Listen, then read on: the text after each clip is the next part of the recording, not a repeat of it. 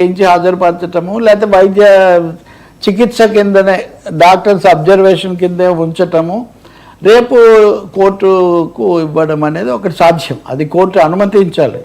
లేదు సోమవారం అని మేము అన్నాం కదా అన్నదానికి వాళ్ళు ఉంటే, బట్ హై ప్రొఫైల్ అరెస్ట్ కాబట్టి ఇది అరెస్టుల్లో కూడా హై ప్రొఫైల్. తాజా సమాచారం ఏంటంటే ఢిల్లీ నుంచి, పాట్నా నుంచి, లక్నో నుంచి కూడా ఈయన అభిమానులు ఈ రాత్రికి హైదరాబాద్ చేరుకోబోతున్నారు ఫ్లైట్స్లో.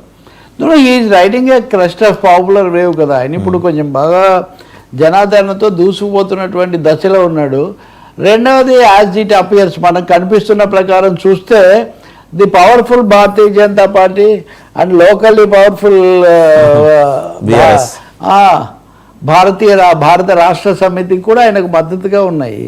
ఇది ప్రత్యక్షంగానో పరోక్షంగానో వాళ్ళ బాధ్యత ఎంత అనేది ఎట్లా ఉన్నా.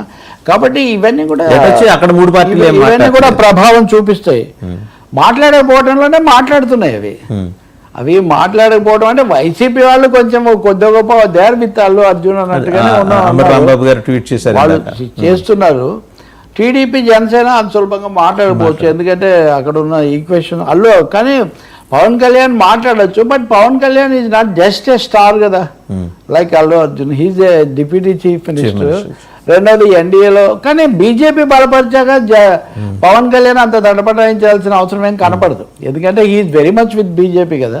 ఏమన్నా వచ్చింది నాంపల్లి కోర్టు దగ్గర రిమాండ్ రిపోర్ట్ గురించి న్యాయవాది మాట్లాడారండి, ఒకసారి చూద్దాం. ఆల్రెడీ ఆ థియేటర్ మేనేజ్మెంట్ ఎవరైతే ఉన్నారో 2/12/24 ఆల్రెడీ వాళ్ళకి ఇచ్చారు, ఒక లెటర్ ఇచ్చారు పోలీస్కి. ఆల్రెడీ పోలీస్ యాక్సెప్ట్ చేశారు. అంటే పోలీస్కి ఆల్రెడీ అవి నాలెడ్జ్ అబౌట్ ఇది. అలా అర్జున్ ఈజ్ కమింగ్ అంటే వస్తున్నాడని తెలుసు. ఓవరాల్ గా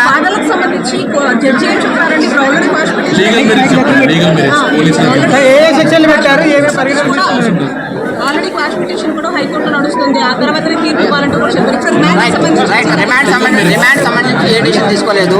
అందుకనే అది డిసైడ్ అయిన తర్వాత అయ్యింది. బిఫోర్ దట్ దానికి ముందర అడ్వకేట్ గారు ఏం చెప్పారంటే నాకు రైట్ ఉంది, నేను కూడా సబ్మిషన్ చేసుకుంటానంటే పర్మిట్ చేశారు. కోర్టు ఇప్పుడు హీరింగ్ ఉంటుంది. హైకోర్టులో డిసైడ్ అయిన తర్వాత రిమాండ్ అనేది ఉంటుంది. ఇప్పుడైతే 14 రిమాండ్ కన్ఫర్మ్ కాలేదా? కాలేదు. హైకోర్టు విచారణ తర్వాతనే రిమాండ్ అంశాన్ని జడ్జి గారు పరిగణలోకి తీసుకుంటారు. ఆల్రెడీ ఇప్పుడు 4 o'clock ఉంది కాబట్టి ఇంకా ఏం అవ్వలేదు. రిమాండ్ ప్రొసీజర్లో అప్పీల్ రిపోర్ట్ సబ్మిట్ చేసిన తర్వాత ఆయన జడ్జి గారు ముందర పోలీసులు ప్రవేశపెట్టిన తర్వాత ఆ రిమాండ్ మీద అప్పీల్ తరపు అడ్వకేట్ ఏంటంటే ఆ రిమాండ్ ఒక్క నిమిషం సార్, ఎవరైతే అడ్వకేట్ ఉన్నారో ఆయన ఎక్కడ పోటీ ఆయన చెప్పారు కదా సార్, చూసారు కదా. అదే దాదాపు మనం అన్నదే హైకోర్టు చెప్పొచ్చు అని ఆయన చెప్తున్నాడు వాళ్ళ అడ్వకేటు. హైకోర్టులో వీళ్ళ తరఫున వాదిస్తుంది కూడా నిరంజన్ రెడ్డి. నిరంజన్ రెడ్డి అంటే as you know YCP MP కూడా ఆయన జగన్ కేసులో అవి కూడా ఆయనే వాదిస్తూ ఉంటాడు. ఆయన ఈ కేసు వీళ్ళు ఏమడిగారంటే సోమవారం మీరు తీసుకున్నా సరే సోమవారం వరకు ఈ కేసులో చర్యలు తీసుకోకుండా ఆపండి పోలీసులను, స్టేటస్ కో సోమవారం వరకు అని. ఇప్పుడు ఈ లోపల మెజిస్ట్రేట్ ఉత్తర్వులు వచ్చాయి కాబట్టి ఒక స్టెప్ అయిపోయింది. ఇంకా ఆ తర్వాత మటుకు ఇంకేం కాంప్లికేట్ కాకుండా వాళ్ళంతవరకు చూసే ఒక అవకాశం మాత్రం ఉంది. సో ఇప్పుడు ఓన్లీ క్వశ్చన్ హైకోర్టు ఈ పూటే రిలీఫ్ ఇస్తుందా లేక ఏదో ఒక విధంగా మండేకు పోస్ట్ పోన్ చేస్తుందా అనేది అయితే ఒకటి ఉంటుంది. పోలీస్ ఏం స్టాండ్ తీసుకుంటుంది మీరు ఇందాక నుంచి అడుగుతున్నట్టుగా. ఆ భాస్కర్ అనే రేవతి భర్త ఆయన ఆ కేసు ఉపసంహరించుకుంటున్నాను దాని మీద పోలీసు దాన్ని వేగంగా జరగడానికి వాళ్ళు అవకాశం ఇస్తారా? అది ఇంకొక క్వశ్చన్ ఉంది సార్ నాకు. పోలీస్ రెస్పాన్సిబిలిటీని కంప్లీట్గా వాళ్ళు డిజోన్ చేసుకున్నట్టు ఇక్కడ కనిపిస్తుంది. దాన్ని హైకోర్టు ఏమైనా క్వశ్చన్ చేసే అవకాశం ఉందా? ఎక్కడ? ఎందుకంటే వీళ్ళు లెటర్స్ ఇచ్చేశారు, లెటర్ ప్రూఫ్ కూడా చూపించారు. ఇద్దరు అర్జున్ గారు చూపించారు, సంధ్య థియేటర్ మేనేజ్మెంట్ చూపించారు. అయినా A1 A2 అంటూ వాళ్ళని ఇక్కడ దాకా లాక్కొచ్చారు.